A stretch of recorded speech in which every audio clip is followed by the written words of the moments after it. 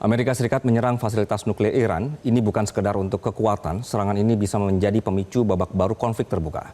Apa yang akan terjadi jika Iran kemudian membalas serangan ini? Kami akan membahas lebih dalam bersama pengamat Timur Tengah, Hasibullah Satrawi. Selamat malam, Mas Hasbi. Assalamualaikum. Selamat malam Mas Anggi, Waalaikumsalam. Ya, Mas, Trump ini kan kita tahu awalnya bertindak sangat hati-hati sekali dalam bersikap untuk konflik Israel-Iran, menolak ajakan Israel untuk terlibat langsung begitu. Namun kita lihat tiba-tiba Trump berubah dan justru menyerang Iran. Apakah ini sebuah kecerobohan yang dilakukan Trump untuk menyerang Iran bahkan tanpa persetujuan parlemennya sendiri dan juga memunculkan ancaman Mas kepada negara-negara Teluk yang memiliki pangkalan militer Amerika Serikat ketika nanti Iran membalas? Ya, saya melihat justru yang dilakukan oleh Presiden Trump ini saya pernah menulis di salah satu koran di Jakarta, yaitu yang saya sebut sebagai strategi dua tangan. Nah, sepertinya memang semakin ke sini penggunaan strategi ini semakin matang. Strategi dua tangan itu adalah mengandaikan bahwa di satu tangan Trump menjanjikan atau memberikan sesuatu atau racun di tangan kananmu dan madu di tangan kananmu dan racun di tangan kirimu. Nah, kalau ini dipraktikkan dalam konteks katakanlah di Gaza misalkan, kanan itu adalah artinya bagaimana dia memberikan izin lagi kepada Israel untuk mendapatkan bom-bom berat, tapi kiri itu seakan-akan memaksa para pihak di Gaza untuk untuk gencatan senjata. Nah, dalam konteks Iran saya menemukan pola yang kurang lebih sama. Kanan itu digunakan oleh Trump untuk mengajak Iran untuk melakukan dan terlibat dalam sebuah diplomasi dan perundingan. Nah, sementara tangan kirinya itu digunakan untuk melakukan pendekatan militer yang dalam hal ini dilakukan oleh Netanyahu di Israel. Sekali lagi saya melihat semakin ke sini terutama dalam pernyataannya kedua belah pihak maksud saya adalah Netanyahu dan Trump yang dalam pernyataan setelah serangan itu sama-sama mengucapkan terima kasih, saling memuji satu sama lain dan mengatakan bahwa kerjasama dan koalisi di antara mereka adalah kerjasama yang sangat kuat. Jadi saya melihat ini justru yang terjadi dan Iran bisa dikatakan menjadi korban daripada implementasi strategi dua tangan ini untuk yang kedua kalinya. Yang pertama ketika 13 Juni Iran juga asyik berunding dan mungkin tidak mengira akan diserang, lalu tiba-tiba dilakukan serangan secara sepihak dalam tanda kutip oleh Israel, seakan-akan Amerika tidak tahu, dan saya menduga Amerika juga sudah tahu dan Iran sebenarnya sudah sampai ke situ walaupun mungkin antisipasinya kurang, sehingga ketika tanggal 22 hari ini ketika barusan Iran berunding dengan negara-negara di Eropa dan ternyata Trump sendiri mengambil tindakan, mengambil sebuah serangan yang sangat keras menargetkan 3 fasilitas nuklirnya. Begitu Mas Anggi. Oke, Mas, apakah Mas Hasib melihat langkah Presiden Trump ini murni sebuah tekanan diplomatik agar Iran kembali berunding atau memang sedang mengarah pada perang terbuka antara Amerika dan Iran? Sebenarnya kalau kita baca karakter daripada Trump selama ini dan mungkin juga Partai Republik yang mengantarkannya sebagai presiden, justru dari awal itu kita melihat karakternya adalah karakter keras, karakternya adalah karakter perang. Itu sudah bisa dikatakan sebagai pengetahuan umum di Amerika. Berbeda dengan Demokrat yang notabene dia lebih dialogis dan lebih diplomasi di dalam menyelesaikan persoalan yang ada. Nah, cuman memang konteks yang agak membuat Trump ini dilematis dan saya yakin ini sekarang dia juga terjebak dalam dilemanya. Ketika melakukan kampanye dalam Pilpres Amerika tahun 2024 kemarin, itu dia mau tidak mau menawarkan ide sebagai penyelamat karena saat itu Amerika dipaksa dan dijebak juga sebenarnya oleh Netanyahu untuk seakan-akan mendukung bombardir berbagai macam kekacauan dan kerusakan yang dilakukan oleh Netanyahu di Gaza. Saya menyebutnya dalam konteks itu bahwa Netanyahu menggunakan kayak semacam siasat pasir isap yang menyedot dan memaksa kredibilitas kemudian nama baik daripada Joe Biden dan Harris waktu itu semakin tergerus akibat berbagai macam serangan yang dilakukan oleh Netanyahu di Gaza. Kalau dia tidak ditolong maka Amerika akan diragukan sebagai pendukung Yahudi. Tapi kalau ditolong, artinya Harris menolong, maka dianggap sebagai seakan-akan Amerika yang Demokrat ini sudah nggak ada bedanya dengan Amerika yang selama ini pro perang, yang itu selalu dilakukan oleh kelompok-kelompok dari Republik.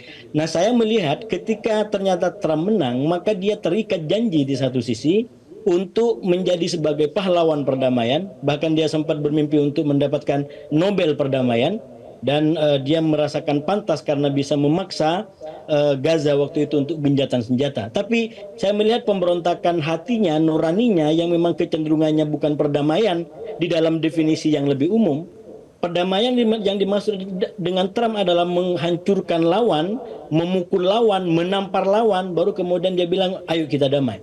Ini kan sama dengan sebuah pandangan kepada bangsa-bangsa lain yang tidak setara, untuk tidak mengatakan tidak menghormati bangsa lain, terutama manakala bangsa lain itu dianggap sebagai ancaman. Dan ancamannya lagi-lagi berbeda. Kalau Trump hari ini menggunakan istilah terorisme, maka saya yakin ini juga akan menjadi telah kritis bagi dunia, karena kita tahu yang melakukan terorisme justru adalah Netanyahu dengan berbagai macam kehancuran yang diciptakan di Gaza. Jadi ini situasi yang berbeda di antara krisis katakanlah teluk krisis Iran pada tahun 2003 di antara Amerika dengan Irak, dan sekarang krisis di antara Amerika dengan Iran. Kalau menggunakan terminologi terorisme sebagaimana tadi sudah dikatakan, saya yakin ini tidak akan langsung serta-merta mendapatkan persetujuan, bahkan mungkin juga dari koalisi yang disebut sebagai koalisi Barat ataupun koalisi Amerika Serikat.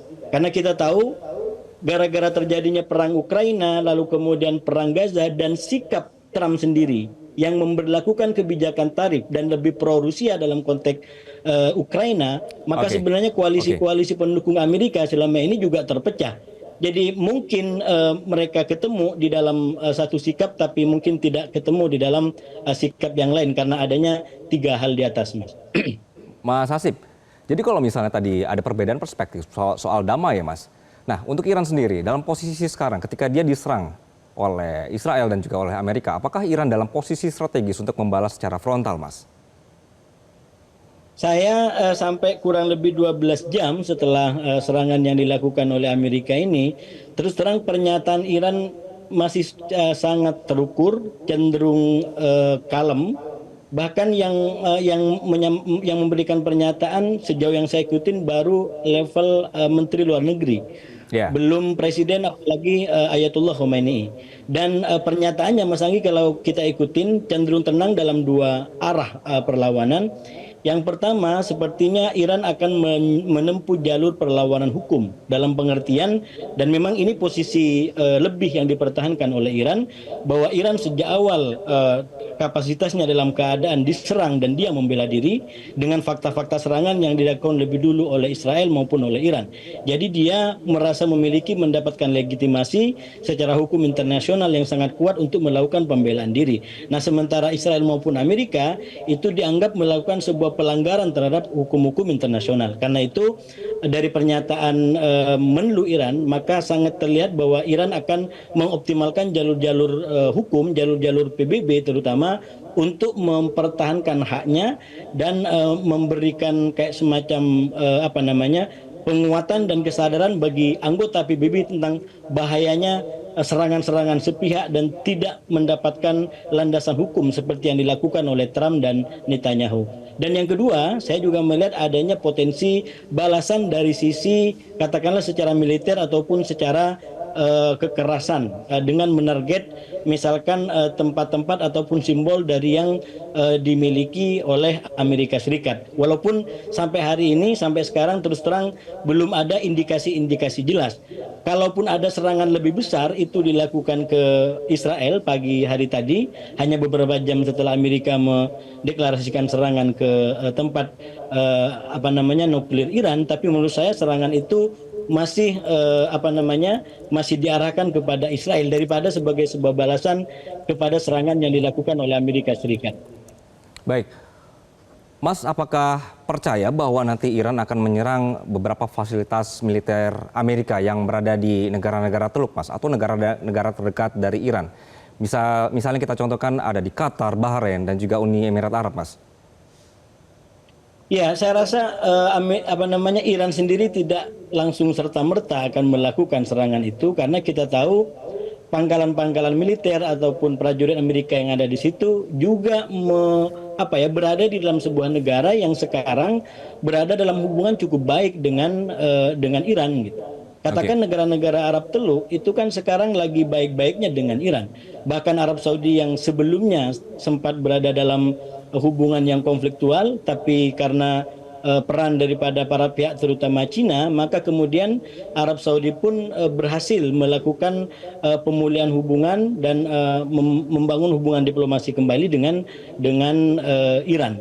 Nah, oleh karena itu menurut saya walaupun Iran nanti akan menargetkan pangkalan-pangkalan ataupun kepentingan Amerika di kawasan, maka saya yakin itu akan dilakukan dengan tidak menyakiti negara-negara setempat yang justru Iran berkepentingan agar mereka lebih dekat kepada Iran daripada lebih dekat kepada Amerika ataupun kepada Israel yang saya menyebutnya membuat elit di negara ini itu terpisah daripada badannya. Ibarat orang menoleh, jadi badannya anti Israel tapi kepalanya justru kerjasama dengan Amerika maupun bahkan dengan Israel. Nah, dengan Iran maka menurut saya negara-negara ini akan mendapatkan posisi lebih lurus kepala dan kaki lengkap dengan badannya, karena sejauh yang kita ikutin masyarakat di Timur Tengah itu di negara-negara Arab itu sebenarnya bersikap anti dan kritis terhadap Israel akibat berbagai macam perbuatan dan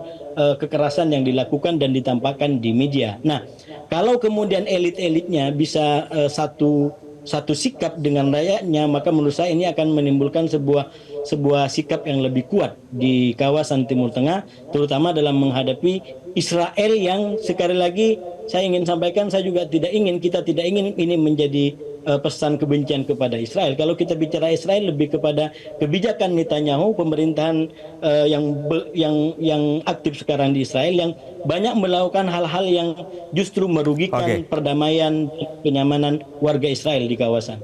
Oke, Mas Hasib, terakhir Mas, dengan masuknya Amerika di konflik ini, apakah menambah kekuatan Israel atau juga bisa mengurangi serangan Iran terhadap Israel, Mas? Saya terus terang mengikuti apa yang dilakukan oleh Israel ini, terutama dalam menghadapi musuh-musuhnya itu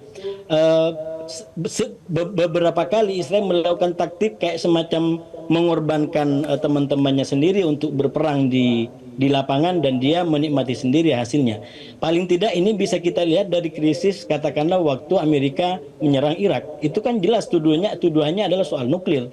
Dan berdasarkan pernyataan daripada pejabat-pejabat Israel itu sangat besar kemungkinan isu itu juga ditiupkan pertama kali oleh Israel. Tapi kemudian yang terlibat dalam perang dan termasuk dihakimi oleh warga dunia itu adalah pasukan Amerika sampai sekarang. Nah, sekarang dengan Trump sudah melibatkan diri dalam perang ini, maka mau tidak mau Trump juga harus melakukan berbagai macam cara untuk menyenangkan Netanyahu. Jadi yang sangat diuntungkan adalah Netanyahu tinggal duduk di kantornya, tidak terlalu banyak mengeluarkan serangan, karena yang akan membalas dan terlibat dalam perang ini justru adalah Amerika. Sebenarnya saya sempat mengira bahwa Trump akan melakukan koreksi terhadap cara politiknya Netanyahu yang tidak terlalu fair dalam konteks persekutuan ini, tapi perkembangan terbaru ini mau tidak mau sudah melibatkan Amerika dan Amerika memulai keterlibatan ini dan tidak akan dengan mudah bisa mengakhiri dalam waktu yang ditentukan sendiri oleh Amerika. Iran akan punya caranya sendiri dan mungkin juga persekutuannya dengan negara-negara lain juga bisa menemukan dan membantu kekuatannya di situ. Baik, tentu dinamika yang terjadi di lapangan ini akan semakin menarik untuk kita simak begitu ya. Mas Hasib, terima kasih Mas untuk perspektifnya di sore hari ini. Jelajahi cara baru mendapatkan informasi.